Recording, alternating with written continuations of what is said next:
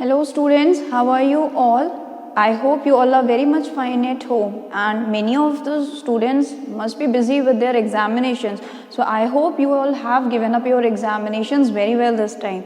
So now once again I am back with a new video of mine in English grammar on the topic active and passive voice. So let's see first of all that what the word voice means. So the term voice means that it is used to describe a verb, that whether a verb is in active or the passive form.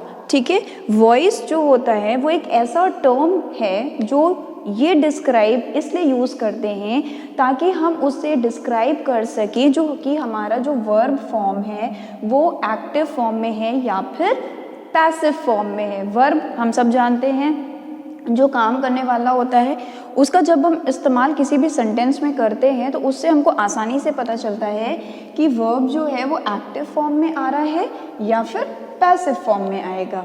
ठीक है, now let's see that how many kinds of voices are there.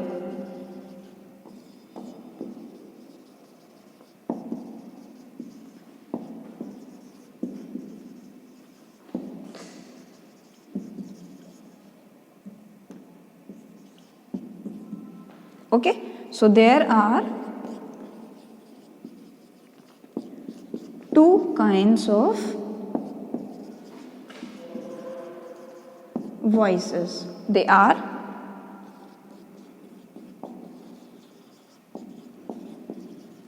active voice and the second one is the passive voice.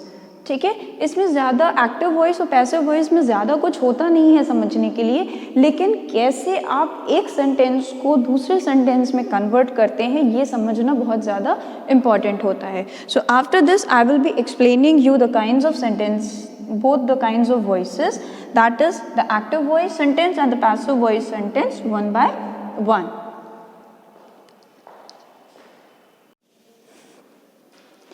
Okay students, so now it is the time for the explanation of the kinds of voices one by one. So the very first one is the active voice.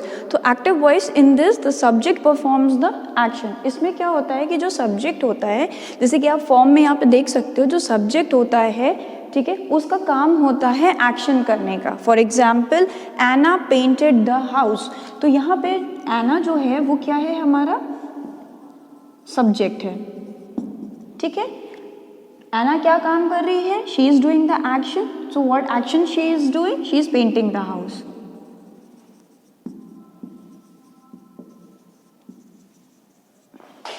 Action being done by the subject. ठीक है, उसके बाद आप form, मतलब जो structure होता है वो स्ट्रक्चर क्या होता है कि subject plus verb plus object होता है. ठीक है, like Anna is the subject, painted जो है वो है आपका वर्ब और द हाउस जो है वो है आपका ऑब्जेक्ट. एक्टिव वॉइस में हमेशा ध्यान रखना है कि जो काम कर रहा होता है, ठीक है, उस वो ही एक्शन वही करता है, सब्जेक्ट ही एक्शन करता है. ठीक है, बट पैसिव वॉइस में in this the action is performed on the subject, subject के ऊपर काम हो रहा होता है and the subject receives the action, और जो एक्शन हो चुका होता है वो सब्जेक्ट के थ्रू किया गया होता है. For example the house was painted by Anna, मतलब यहाँ पर एना जो है वो सब्जेक्ट है. ठीक है, पेंटिंग ऑफ द हाउस जो है वो हमारा एक्शन है. तो वो एक्शन जो है वो एना के थ्रू किया गया है, बाय एना. ठीक है, चेंज हो गया, यहाँ पे हमने बाय लगा दिया है. ठीक है, इसका स्ट्रक्चर क्या है, object plus verb plus subject. और एक्टिव वॉइस में पहले सब्जेक्ट होता है, लास्ट में ऑब्जेक्ट होता है, लेकिन वर्ब अपनी ही जगह पे रहता है. उसी तरीके से पैसिव वॉइस में सिर्फ चेंज हो जाता है कि सब्जेक्ट की जगह ऑब्जेक्ट हो जाता है और ऑब्जेक्ट की जगह सब्जेक्ट चला जाता है. ठीक है, अब जैसे यहाँ पे द हाउस है, ये हमारा ऑब्जेक्ट है, वॉज पेंटेड जो है वो हमारा वर्ब है और एना जो है वो हमारा सब्जेक्ट है. ठीक है।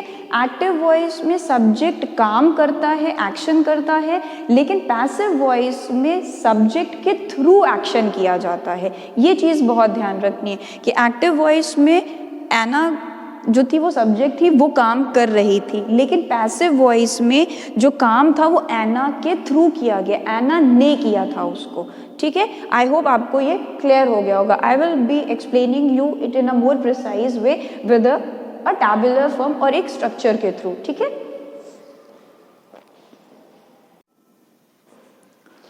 Okay students, now see I am going to explain you with this particular form of how the voices works. So the very first one is the active voice, ठीक है। ये बता रहा है कि हाँ हमारे दो काइंड्स ऑफ वॉइसेस होते हैं, active and the passive voice. तो एक्टिव वॉइस में जो होता है वो सबसे पहले होता है कि इसमें सब्जेक्ट क्या कर रहा है, ठीक है। हमारा फोकस उस पर होता है कि जो सब्जेक्ट है वो क्या कर रहा है, ठीक है। लेकिन पैसिव वॉइस में हमारा जो फोकस होता है वो एक्शन के ऊपर होता है कि जिसने जो काम किया है वो हुआ है या नहीं हुआ है, मेन फोकस हमारा उसी पे होता है, ठीक है। For example Ram killed Ravana, ये एक्टिव वॉइस में है, ठीक है, क्योंकि सब्जेक्ट के ऊपर हमारा फोकस रहेगा तो राम के ऊपर फोकस रहेगा कि उसने रावण को मारा या नहीं मारा। लेकिन पैसिव वॉइस में क्या हो गया sentence, Ravana was killed by Ram, ठीक है। यहाँ पे एक्शन जो किया गया है वो राम के थ्रू किया गया है, ठीक है।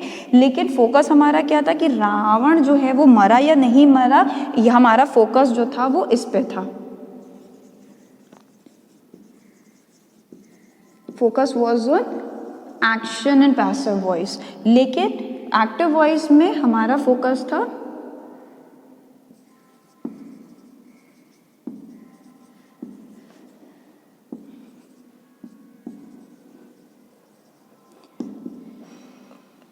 ठीक है, सब्जेक्ट पे हमारा फोकस था। यहाँ पे हम already I have written the focus was on the subject कि उसने काम किया या नहीं किया, ठीक है। व्हाट द सब्जेक्ट डज, कि वो क्या कर रहा था। राम के ऊपर फोकस था हमारा एक्टिव वॉइस में कि उसने क्या किया या वो क्या करने जा रहा था।